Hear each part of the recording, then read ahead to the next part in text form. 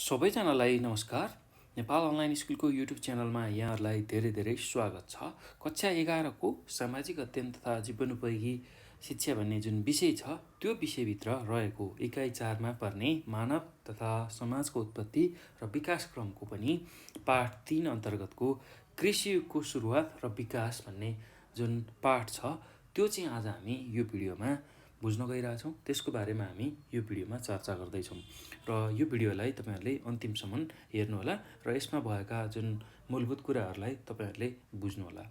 र कृषि युगको सुरुवात र विकासलाई हामीले कसरी बुझ्न सक्छौँ भन्दाखेरि अब कृषि युगको थालनी 10,000 वर्षभन्दादेखि चाहिँ त्यो समयदेखि नै सुरु भएको हामीले बुझ्न सक्छौँ अथवा मान्न सक्छौँ है त। र यो पाठमा चाहिँ विशेष गरेर यही कृषि युग कसरी सुरु भयो र यसको विकास चाहिँ कसरी भइरहेको छ, अहिलेको युगसम्म अहिलेको समयसम्म कसरी चाहिँ आइरहेको छ भन्ने कुरा चाहिँ हामीले यो पाठमा बुझ्दैछौँ र त्यही कुराहरूलाई मैले सारको रूपमा यो भिडियोमा लिएर आएको छु है त। र अब कृषि युगको थालनी चाहिँ विशेष गरेर 10,000 वर्षदेखि 9,000 वर्षको बिचमा चाहिँ भएको पाइन्छ। त्यसै गरी अर्को भनेको अब कृषि युग कसरी चाहिँ विकास हुँदै आयो भन्दाखेरि खोरियामा बाली लगाउने र पशुपालन गरी प्रजनन कार्य गराउने अथवा पशुपालन गरेर प्रजनन कार्य गराउन मानिसले त्यो कुराहरू जानेपछि गोत्र, वंश, नाता र समुदायहरूको विकास भएको पाइन्छ। खोरियामा चाहिँ बालीहरू लगाउने, पशुपालन गरी प्रजनन कार्य गराई चाहिँ त्यहाँबाट चाहिँ त्यो सुरुवात गरिसकेपछि चाहिँ मान्छेले गोत्र, वंश, नाता, समुदायहरूको विकास गरेको मान्न सकिन्छ है त। र सुरुमा मान्छेहरू चाहिँ जङ्गली थिए, जङ्गली युगमा थिए, त्यसपछि ढुङ्गे युगमा आए र त्यो पछि अब जब कृषि युगको सुरुवात भयो, कृषि युगको सुरुवात भइसकेपछि मानिसहरू चाहिँ एक ठाउँमा स्थिर रूपले बस्न थाले। किनभने आफूले लगाएको बाली नाली कुर्नको लागि जुन चाहिँ जङ्गली जनावरले नष्ट गर्न सक्ने थिए हो त्यसलाई कुर्नको लागि पनि उनीहरू एउटा ठाउँमा स्थिर रूपले बस्न थाले। त्यसपछि अब कृषि युगमा अब कृषिमा अगाडि बढ्दाखेरि उनीहरूले बिउ बिजनहरू लगाउन थाले, विभिन्न खालका बिउ बिजनहरू लगाउन थाले र त्यसपछि हलो, कोदालो, कुटो, हँसिया यस्ता खालका चाहिँ जुन हतियार छ तिनीहरूको आविष्कार गर्दै उनीहरू अगाडि बढे। अब हामीले प्राचीन समयलाई हेर्ने हो भने करिब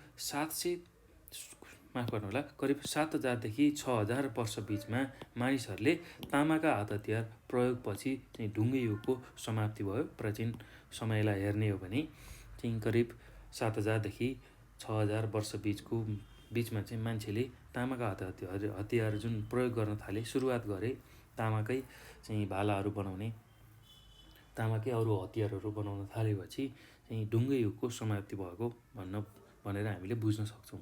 त्यस्तै अब परिवारहरू चाहिँ घरधुरीमा विभाजन हुन थाले। यसरी उनीहरू चाहिँ एक ठाउँमा चाहिँ स्थिर रूपले बस्न थालिसकेपछि परिवारहरू घरधुरीमा विभाजन हुँदै गयो र यसै गरी यो पछि व्यवस्थित हुँदै समुदायमा बलिया, वृद्ध र नायिकाहरूले राम्रा र उब्जाउ योग्य जमिन हडप्न सुरु भयो। यसरी परिवारमा घरधुरीमा बस्न थालिसकेपछि जो चाहिँ समुदायमा बल भएको अलिकता नाइकी जस्तो खालको स्वभाव भएको उनीहरूले चाहिँ अरूहरूको चाहिँ उब्जाउ योग्य जमिनहरू हडपेर चाहिँ खेती गर्न सुरु गरे। त्यस्तै त्यो पछि त्यही रूपमा विकसित हुँदै गइसकेपछि सम्पत्ति र जमिनको रक्षा गर्न सामन्त, राजा, सैनिक, नेता जस्ता स्थायी पदको उदय पनि हुन थाल्यो। सम्पत्ति र जमिनको रक्षा गर्न सामन्त, राजा, सैनिक, नेता जस्ता स्थायी पदको पनि उदय भयो र यो चाहिँ पछि अझै विकसित हुँदै जाँदाखेरि चाहिँ समाजमा सामन्त र दासको पनि उदय भयो भनेर हामीले बुझ्न सक्छौँ है त। यसरी चाहिँ कृषि युग बढ्दै गएर अहिले चाहिँ सामन्त र दासको युग हुँदै फेरि अहिले चाहिँ पुँजीवादी युगमा चाहिँ पुगेको छ। यति कुरा हामीले यसमा सुरुमा बुझ्नुपर्छ है त। अब अर्को हामीले बुझ्नै पर्ने जान्नै पर्ने कुरा भनेको कृषकहरू पानी, आगो, सूर्य इत्यादिको पूजाहरू गर्न थाले।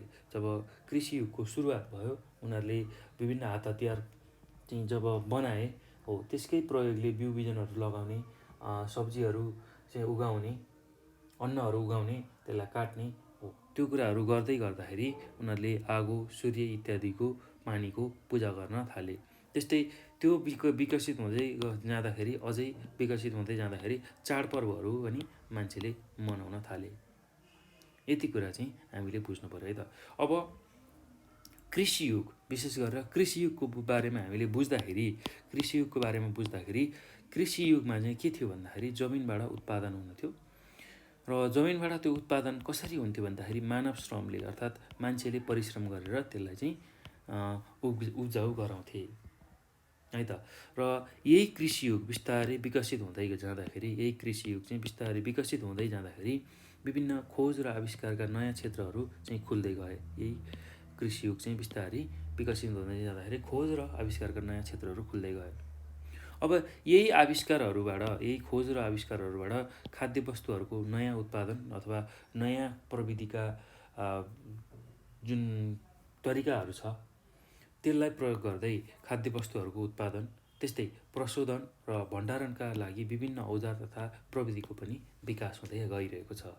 अहिलेको युगमा हामी त्यो गरिरहेछौँ र त्यही क्रममा विभिन्न सामग्रीहरू पनि बन्न सुरु भयो। जस्तै कि बाँसबाट, धातुबाट विभिन्न सामानहरू, बाँसको टोकरीहरू चाहिँ, बाँसका अन्य सामग्रीहरू बन्न थाले। त्यस्तै धातुबाट पनि हाम्रो दैनिक जीवनमा काम लाग्ने खालका जुन औजारहरू छ, हैँसिया, कुटो, कोदालो हो, यसको चाहिँ सामग्रीहरू, यस्ता खालका सामग्रीहरू चाहिँ बन्न थाले भनेर हामीले बुझ्न सक्छौँ।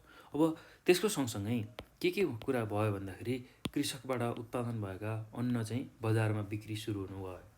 जुन कृषकहरूले विभिन्न औजारहरू र प्रयोग गरेर चाहिँ जुन उत्पादनहरू गरेका थिए, अन्नहरू, बालीहरू हो, त्यो चाहिँ अब बजारमा गएर बिक्री हुन सुरु भयो। त्यस्तै अब यसरी चाहिँ आधुनिक सहरहरूको पनि विकासको सुरुवाती भयो अथवा थालनी भयो भनेर हामीले भन्न सक्छौँ। यसरी अन्न बजारमा बिक्री सुरु हुनु साथै यसरी चाहिँ अन्नहरू बजारमा बिक्री हुन लागे सँगसँगै आधुनिक सहरहरू पनि विकास हुन थाले, आधुनिक सहरहरू पनि बढ्दै गयो। अब यसको सँगसँगै अर्को के कुरा भयो भन्दाखेरि कृषियुगले सभ्यताको विकासमा नयाँ आयाम चाहिँ प्राप्त गर्यो अथवा नयाँ आयाम चाहिँ लियो भनेर हामीले बुझ्न सक्छौँ है त। ल यति कुरा तपाईँहरूले यो भिडियोमा चाहिँ यो पाठको सारको रूपमा बुझ्नुपर्ने हुन्छ।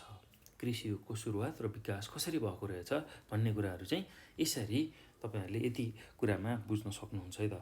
कृषियुगमा विशेष गरेर सुरुमा अब मान्छेहरू ढुङ्गे युगमै थिए, हात हतियारकै प्रयोग गर्थे। त्यहाँबाट अलिकति विकसित भइसकेपछि तामाका हात हतियार प्रयोग गर्न थाले। त्यसै गरी अब बिस्तारै उनीहरूले चाहिँ पशुपालन गर्न थाले। पशुपालन गर्दै जाँदाखेरि अन्य जुन खेतीपातीका कुराहरू पनि गर्न थाले। त्यसै गरी त्यो पछि उनीहरू परिवार भएर बस्न थाले। परिवार एउटा समाज हुँदै बस्दै परिवारहरू घर धुरीमा विभाजन हुँदै गए। त्यसपछि समूहमा अथवा समुदायमा बलिया खालका मान्छेले चाहिँ त्यहाँ उब्जाउ योग्य जमिनहरू कब्जा गर्ने, त्यसरी चाहिँ अगाडि बढ्यो। त्यो अझै विकसित हुँदै चाहिँ सम्पत्ति र जमिनको रक्षा गर्न विभिन्न पद्धतिको विकास भयो। सामन्त, राजा, सैनिक, नेता जस्ता चाहिँ पदहरूको विकसित हुँदै गयो र त्यो चाहिँ पछि सामन्त र दासको रूपमा चाहिँ अझ विकसित हुँदै गयो र अहिलेको कन्डिसनमा भनेको पुँजीवादी व्यवस्थामा चाहिँ समाज पुगेको छ भनेर हामीले बुझ्नुपर्ने हुन्छ है त। यति कुरा हामीले बुझ्नु पऱ्यो। र सुरुमा मान्छेहरू चाहिँ आगो, पानी, सूर्य आदिको पूजा गर्न थाले, चाडपर्व मनाउन थाले। त्यसरी चाहिँ हाम्रो विकासक्रम भएको पाउँछौँ है। कृषियुगमा चाहिँ आफूले काम गर्ने औजारहरूलाई पूजा गर्ने त्यो परिपाटी अहिले पनि छ हो। यसरी चाहिँ विकास भएको पाउँछौँ है। कृषियुगको सुरुवात र विकास चाहिँ यसरी भएको पाइन्छ है त। र यसरी अहिले विकसित हुँदै चाहिँ आधुनिक युगमा छौँ। आधुनिक युगमा चाहिँ खाद्य वस्तुहरूको उत्पादन, प्रशोधन, भण्डारणको लागि विभिन्न औजारहरू प्रयोग भएको छ। त्यसबाट चाहिँ विभिन्न सामग्रीहरू पनि बन्न सुरु भएको छ। बाँसबाट, धातुबाट, अन्य वस्तुहरूबाट हो। त्यो चाहिँ विकसित हुँदै जाँदाखेरि बजारमा लगेर सामान बेच्ने कुराहरू पनि आएको छ र त्यहाँबाट चाहिँ अझै परिष्कृत हुँदै चाहिँ आधुनिक सहरहरूको विकास चाहिँ भएको छ र जसले गर्दा कृषि युगले चाहिँ एउटा सभ्यताको नयाँ आयाम पाएको छ भनेर हामीले बुझ्नुपर्ने हुन्छ। यति कुरा चाहिँ तपाईँहरूले यो पाठमा मूल सारको रूपमा बुझ्नुपर्ने हुन्छ, सारांशको रूपमा बुझ्नुपर्ने हुन्छ है त। ल अब यो पछि हामी यो चाहिँ पाठमा सोध्न सक्ने सम्भावित प्रश्नहरूको बारेमा छलफल गर्दैछौँ। ल पहिलो प्रश्न हामीसँग के रहेको छ भन्दाखेरि नवपाषाण युगलाई नै कृषि युगको सुरुवात मानिन्छ, तर्क दिनुहोस् भनेर प्रश्नले सोधेको छ। नवपाषाण युगलाई नै कृषि युगको सुरुवात मानिन्छ, तर्क दिनुहोस् भनेर भनेको छ। अब यसमा हामीले के कुरा लेख्न सक्छौँ भन्दाखेरि यसको उत्तरमा मध्यपाषाण युगपछि नवपाषाण युग प्रारम्भ भयो। यो युगमा पनि मानिसहरू ढुङ्गाकै औजार बनाउँथे, तर यो कालखण्डमा ढुङ्गाका औजारहरू केही विकसित भएका थिए। ढुङ्गाबाट बनाएका औजारहरू पालिस गरी चिल्लो बनाइएको थियो र केही औजारहरू प्रचलनमा पनि रहेको थियो। यस्ता औजारहरू अझ बढी धारिलो बनाई खन्नको लागि, त्यसै गरी काट्नको लागि, बुन्नको लागि, काठको काम गर्नको लागि चाहिँ प्रयोग भएको थियो भनेर हामीले बुझ्न सक्छौँ। त्यसै गरी हिमयुगको अन्त सँगसँगै चाहिँ वातावरणीय अवस्थामा चाहिँ के कुरा भएको थियो भन्दाखेरि वातावरणीय अवस्थामा कृषि उत्पादनमा पनि ठुलो भूमिका चाहिँ रहेको थियो र कृषि कार्य व्यवस्थित हुन थालिसकेको थियो। त्यस्तै गरी मेसोपोटामिया, जोर्डन आदि देशमा गहुँ, जौ खेती, त्यस्तै गरी चीनमा धान खेती, कोदो खेती, अमेरिकामा भटमास, आलु खेती, यस्तो खालको खेतीको विकास भइसकेको थियो। ढुङ्गाकै औजार प्रयोग गरेर कृषि कार्यको थालनी पनि यो युगमा भएकाले यस युगलाई कृषि युगको सुरुवात मानिन्छ भनेर हामीले लेख्न सक्छौँ है त। यति कुरा तपाईँहरूले यसको उत्तरमा लेख्न सक्नुहुन्छ। अब यो पछि अर्को प्रश्नमा जाउँ। यस्तै 2 नम्बरको प्रश्नमा तपाईँहरूलाई के सोधेको छ भन्दाखेरि कृषि युग व्यवस्थित बसोबास र सभ्य जीवन विकासको जग हो, पुष्टि गर्नुहोस् भनेर सोधेको छ। यस्तो खालको प्रश्न पनि तपाईँहरूलाई चाहिँ परीक्षामा सोध्न सक्छ है त। र यसको उत्तरमा हामीले के कुरा लेख्न सक्छौँ भन्दाखेरि यसको उत्तरमा कृषि युगको सुरुवात भएपछि बसोबास पनि स्थायी हुँदै गयो। खाद्यान्नको प्रमुख स्रोतको रूपमा रहेको कृषि खेतीयोग्य जमिनमा गरिने भएकाले मानिसलाई बाध्य भई खेतीकै छेउछाउमा बस्न बाध्य बनायो। बाली लगाउने, हेरचाह गर्ने, काट्ने, भित्र्याउने, समय समयमा खेत छोडेर अन्यत्र जान नसक्ने स्थितिले गर्दा व्यवस्थित बसोबासको क्रम सुरुवात भयो। मानिसले ढुङ्गाका घरहरू बनाउन थाले। घर बनाउँदा बढी समय र श्रम खर्चिन थाल्यो। त्यसै गरी नील नदीको उपत्यकामा खेतीको सिँचाइ गर्ने, त्यस्तै नहर बनाउने काम पनि सुरु भयो। त्यसै गरी मेसोपोटामियामा पनि टाइग्रिस र युफ्रेटिस नदीबाट आउने बाढीलाई रोक्न अवरोधहरू बनाइएको पनि पाइएको छ। नयाँ नयाँ बिउहरू सङ्कलन गरी खेतीपाती गर्न थालियो। स्थायी बसोबासले परिवारको आकारहरू वृद्धि हुँदै गयो। त्यस्तै गरी स्थायी बसोबासले परिवारको आकार वृद्धि भएसँगै कृषि कार्यले गर्दा समयको बचत भयो र यसले नयाँ सोच र नयाँ आविष्कारका क्षेत्रहरू खुल्दै गए। खाद्यवस्तुहरू उत्पादन, प्रशोधन र भण्डारण चाहिँ नयाँ प्रविधिहरूको चाहिँ विकाससँगै कृषि उत्पादनमा बिक्री गर्न र आवश्यक सामानहरू खरिद गर्नको लागि बजारको पनि विकास भयो। श्रम विभाजनले विशिष्ट रूप लिँदै गयो। नयाँ नयाँ वर्गहरू चाहिँ समाजमा देखा परे। धर्मप्रतिको आस्थाको विकास भयो। लवाइ खुवाइ बसाइसराइको व्यवस्थित शैली विकसित हुँदै गयो र यसैले कृषि युगलाई चाहिँ व्यवस्थित बसोबास र सभ्य जीवनको विकासको जग भनिएको छ अथवा मानिन्छ भनेर हामीले यसको उत्तरमा लेख्न सक्छौँ है त। अब त्यसै गरी अर्को प्रश्न तपाईँहरूलाई के सोध्न सक्छ यो पाठमा भने मेसोपोटामियाको कृषि क्रियाकलापको बारेमा चर्चा गर्नुहोस् भनेर सोध्न सक्छौँ।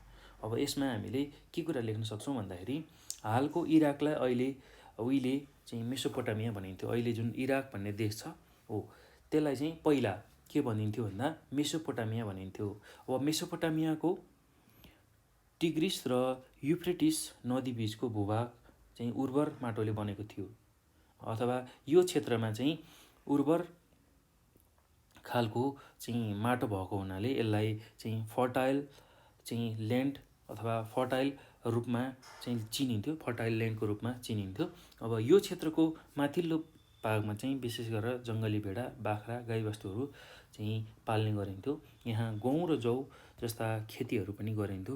यो क्षेत्रमा पनि बाढी नियन्त्रणका लागि विभिन्न खालका बाँधहरू चाहिँ अवरोधहरू चाहिँ निर्माण गरिएको थियो भनेर हामीले लेख्न सक्छौँ है त। यति कुराहरू तपाईँले यसमा लेख्न सक्नुहुन्छ। त्यसै गरी अब अर्को प्रश्न के रहेको छ तपाईँहरूलाई यो चाहिँ पाठमा सोध्न सक्ने खालको प्रश्न भन्दाखेरि कृषि युगको विकाससँगै समाजमा असमान वर्गहरू विकास हुँदै गएको प्रसङ्गलाई जोड्दै वर्तमान समयमा विकासले ल्याएको सामाजिक असमानताको व्याख्या गर्नुहोस् भनेर प्रश्नले सोधेको छ। अब यसमा हामीले के कुराहरू लेख्न सक्छौँ भन्दाखेरि यसको उत्तरमा विशेष गरेर कृषि युगको विकास सँगसँगै जमिनको महत्त्व पनि बढ्दै थियो। जति बढी जमिन भयो उति बढी चाहिँ उत्पादन लिन पाइने त्यस्तो खालको व्यवस्था थियो। अब बढी उत्पादन भएमा बढी सुख सुविधा प्राप्त हुने भयो, जसबाट बढी जमिन ओगट्ने प्रथा र प्रतिस्पर्धा नै चल्यो। केही टाठाबाठा बलियाहरूले अरूको तुलनामा बढी जमिन ओगट्न सफल भए। कतिले थोरै जमिनहरू पाए, कतिले पाएनन्। जमिनमा खेतीपाती गर्ने प्रमुख साधन मानवीय श्रम थियो।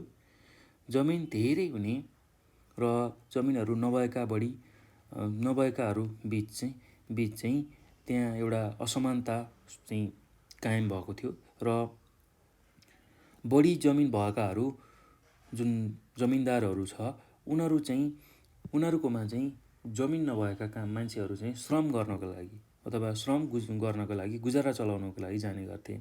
यसकारण कृषि युगमा जमिनदार र श्रमिक बिचमा धनी र गरिबको तुलना हुन थालियो। वर्ग विभाजन सुरु भयो। त्यस्तै जमिनदारहरू सामन्तहरूको रूपमा स्थापित हुँदै गए। विकासको क्रममा चाहिँ श्रम विभाजनले विशिष्टता पायो। समाजमा राजनैतिक चेतनाको विकासले राजा रजौटाहरूले शासन पद्धतिको विकास गरे। श्रम विभाजनले गर्दा समाजमा व्यापार, शिल्पकर्मी, सिपाही, पुजारी, शासक, कर्मचारीहरू यस्ता खालका वर्गहरू पनि देखा पर्न थाले। केही सीमित व्यक्तिहरूले प्रशस्त आय आर्जन गर्न सफल भए र उनीहरू सम्पन्न भए।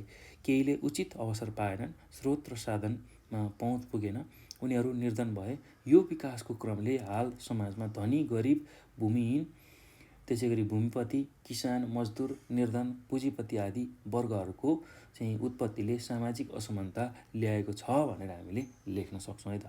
र यति कुरा तपाईँहरूले यसको उत्तरमा लेख्न सक्नुहुन्छ। अब अर्को प्रश्नमा जाउँ। अर्को प्रश्न के छ भन्दाखेरि यो पाठमा सोध्न सक्ने खालको प्रश्न, प्राचीन कृषि प्रणाली र आधुनिक कृषि प्रणालीका समानता एवं भिन्नताहरू उल्लेख गर्नुहोस् भनेर प्रश्नले सोधेको छ। अब यसमा हामीले के कुराहरू लेख्न सक्छौँ भन्दाखेरि प्राचीन कृषि प्रणाली र आधुनिक कृषि प्रणाली बीच समानता सुरुमा हामीले लेख्छौँ र त्यसमा के समानताहरू छ प्राचीन र अहिलेको कृषि प्रणालीमा समानता भनेको दुवैमा माटोको र उर्वर भूमिको प्रयोग हुन्छ। दुवै आधुनिक प्रणाली र प्राचीन प्रणाली, प्राचीन कृषि प्रणाली र आधुनिक कृषि प्रणाली दुवैमा चाहिँ उर्वर माटोको नै र उर्वर भूमिको नै प्रयोग हुन्छ। त्यस्तै मौसम अनुसारको बालीहरू उत्पादन गरिन्छ र पहिला पनि त्यही गरिन्थ्यो, अहिले पनि त्यही हो। मौसम अनुसारको बालीहरू लगाइन्छ र कृषि औजारको प्रयोग गरिन्छ। पहिला चाहिँ प्राचीन कृषि प्रणालीमा नि कृषि औजारको प्रयोग गरिन्थ्यो भने अहिले आधुनिक कृषि प्रणालीमा पनि कृषि औजारहरू प्रयोग हुन्छन्। त्यस्तै कृषिमा मुख्य श्रमकर्ता मानिस नै हुन्। कृषिमा मुख्य श्रम गर्ने पहिला पनि मानिस नै थिए र अहिले पनि मानिस नै छ। त्यसै गरी वर्षाको पानी अपुग भए सिँचाइ गर्नुपर्थ्यो। पहिला पनि अहिले पनि त्यही गर्नुपर्छ है त। अब प्राचीन कृषि प्रणाली र आधुनिक कृषि प्रणाली बीचको भिन्नता के छन् त? भिन्नताको बारेमा चर्चा गरौँ। भिन्नता के हो भन्दाखेरि प्राचीन कृषि प्रणालीमा चाहिँ परम्परागत तरिकाले काम गरिन्थ्यो भने अहिले आधुनिक कृषि प्रणालीमा चाहिँ वैज्ञानिक तरिकाले काम गरिन्छ है त। यति कुरा चाहिँ फरक छ। प्राचीन कृषि प्रणालीमा चाहिँ परम्परागत तरिकाले चाहिँ काम गरिन्थ्यो भने अहिले आधुनिक कृषि प्रणालीमा चाहिँ वैज्ञानिक तरिकाले काम गरिन्छ। त्यस्तै प्राचीन कृषि प्रणालीमा परम्परागत कृषि औजारहरू प्रयोग हुन्थ्यो भने अहिले आधुनिक कृषि प्रणालीमा चाहिँ नयाँ किसिमको कृषि औजारहरू प्रयोग भइरहेका छन्। त्यस्तै अब अर्को भिन्नता भनेको प्राचीन कृषि प्रणाली चाहिँ त्यसमा चाहिँ बढी जैविक मलहरूको प्रयोग हुन्थ्यो भने अहिलेको आधुनिक कृषि प्रणालीमा चाहिँ रासायनिक मलको बढी प्रयोग भएको पाइन्छ। त्यसै गरी अब अर्को भिन्नता प्राचीन कृषि प्रणाली र आधुनिक कृषि प्रणालीको अर्को भिन्नता भनेको प्राचीन कृषि चाहिँ त्यस्तो खालको प्रणाली हो जहाँ चाहिँ निर्वाहमुखी खेतीहरू गरिन्थ्यो। अर्थात् आफूले खानको लागि मात्रै चाहिँ खेती गरिन्थ्यो भने अहिले आधुनिक कृषि प्रणाली चाहिँ व्यावसायिकमूलक छ अथवा व्यावसायिकमूलक हुन्छ भनेर हामीले लेख्न सक्छौँ। आफू खाने र बेच्ने व्यापार पनि गर्ने है त, यति कुरा हामीले बुझ्नु पर्यो। र अर्को, अब प्राचीन कृषि प्रणालीमा चाहिँ वर्षा र मौसम यो दुवै कुरामा भर पर्नु पर्थ्यो भने आधुनिक कृषि प्रणालीमा चाहिँ सिँचाइको लागि नहर कुलोको प्रयोग हुन्छ र बेमौसमी चाहिँ खेतीहरू पनि गर्न सकिन्छ है त, त्यो कुरा हामीले बुझ्नु पर्यो। त्यस्तै अर्को फरक भनेको प्राचीन कृषि प्रणाली र आधुनिक कृषि प्रणालीको अर्को फरक भनेको प्राचीन कृषि प्रणाली चाहिँ बढी मानवीय स्रोतहरू लाग्थ्यो भने अहिले आधुनिक कृषि प्रणालीमा चाहिँ बढी चाहिँ मान्छे लाग्दैन र यन्त्रहरूको बढी प्रयोग गरिन्छ, यन्त्रीकरण भएको छ भनेर हामीले लेख्न सक्छौँ है त। यति कुरा चाहिँ तपाईँहरूले यसको उत्तरमा लेख्न सक्नुहुन्छ। अब त्यस्तै अर्को प्रश्न छ, सामन्ती समाजका विशेषताहरू उल्लेख गर्नुहोस् भनेर प्रश्नले सोधेको छ। अब यसको उत्तरमा हामीले के कुरा लेख्न सक्छौँ भने सामान्ती समाजको विशेषता भनेको, पहिलो विशेषता भनेको सामन्ती समाजमा चाहिँ जमिनको महत्त्व बढी हुन्छ। बढी जमिन हुने धनी र प्रभावशाली रहन्छन्, थोरै जमिन हुने गरिब मानिन्छन्, उनीहरूको समाजमा प्रभाव रहँदैन अथवा हुँदैन भनेर हामीले पहिलो बुँदामा लेख्न सक्छौँ। त्यस्तै अर्को बुँदामा के लेख्न सक्छौँ भने अल्छी सामन्तसँग सबैभन्दा बढी राम्रो जमिन हुन्थ्यो भने श्रमजीवी मेहनती किसानसँग जमिन नै हुँदैन थियो। त्यस्तै अर्को बुँदामा के लेख्न सकिन्छ भने शिक्षा, चेतना, पुँजी, श्रम, नेतृत्व, पेसा सम्पूर्ण रूपले पक्षपाती युग सामन्ती युग थियो भनेर हामीले भन्न सक्छौँ। त्यस्तै अर्को सामन्ती युगको विशेषता भनेको, सामन्ती समाजको विशेषता भनेको सामन्तहरूको जीवन सुखमय हुन्छ, किसान तथा भूमिहीनको जीवन दयनीय हुन्छ भनेर हामीले लेख्न सक्छौँ। त्यस्तै अब अर्को बुँदामा के लेख्न सकिन्छ भने सामन्ती समाज धर्ममा र परम्परामा बढी विश्वास राख्दछ। त्यस्तै अर्को यसको विशेषता भनेको, सामन्ती समाजको विशेषता भनेको सामन्ती समाज कर्मवादी हुन्छ, परोखभन्दा भाग्यमा बढी विश्वास राख्ने समाज सामन्ती समाज हो। त्यसै गरी अर्को यसको विशेषता भनेको सामन्ती समाजमा अन्य वर्गहरूको भन्दा सामन्तहरूको शासनमा चाहिँ बढी पहुँच हुन्छ भनेर हामीले यति कुराहरू यसमा लेख्न सक्छौँ है त। ल, यति कुरा तपाईँहरूले यसको उत्तरमा लेख्नुपर्ने हुन्छ। अब यो सँगसँगै हामीले यो पाठमा पढ्नुपर्ने जुन मुख्य बुँदाहरू थियो, मुख्य चाहिँ जिस्ट कुराहरू थियो, त्यो कुराको बारेमा चर्चा गऱ्यौँ र साथै चाहिँ यसमा सोध्न सक्ने खालको जुन प्रश्नहरू छ त्यसको बारेमा पनि हामीले चर्चा गऱ्यौँ है त। र विशेष गरेर हामीले चाहिँ यो पाठमा के कुराहरू सिक्यौँ भन्दाखेरि कृषि युगको सुरुवात र विकास कसरी भयो भन्ने कुराहरू सिक्यौँ र त्योसँग सम्बन्धित प्रश्नहरू र त्यसको उत्तरहरू हेऱ्यौँ। ल, यो भिडियो हेरिसक्दा तपाईँहरूले धेरै कुराहरू जानिसक्नु भएको छ, बुझिसक्नु भएको छ। यदि केही कुराहरू तपाईँहरूलाई कन्फ्युजन लागेको छ, बुझ्नुभएको छैन भने तपाईँहरूले हामीलाई 9849595895 यो नम्बरमा कन्ट्याक्ट गर्न सक्नुहुन्छ, वाट्सएप, भाइबर र टेलिग्राममा। वाट्सएप, भाइबर र टेलिग्राममा है त। त्यसै गरी यही नम्बरमा हामीलाई चाहिँ कल पनि गर्न सक्नुहुन्छ यदि केही समस्या पऱ्यो भने है त। तपाईँहरूलाई केही जिज्ञासा लाग्यो भने हामीलाई यही नम्बरमा कल गर्न सक्नुहुन्छ। र साथसाथै नेपाल अनलाइन स्कुलको चाहिँ फेसबुक, नेपाल अनलाइन स्कुलको फेसबुक, टिकटक र इन्स्टाग्राममा पनि हामीलाई फलो गर्न सक्नुहुन्छ। र यो भिडियो हेरिसकेपछि यसलाई सक्दो सेयर गर्नुहोला, लाइक गर्नुहोला, कमेन्ट गर्नुहोला र साथसाथै नेपाल अनलाइन स्कुलको युट्युब च्यानललाई पनि सब्सक्राइब गर्न नभुल्नुहोला है त। यति भन्दै म यो भिडियोबाट बिदा हुन्छु। तपाईँको समय शुभ रहोस् र यो भिडियोलाई अन्तिमसम्म हेरेर साथ दिनुभएकोमा सबैजनालाई धेरै धेरै धन्यवाद।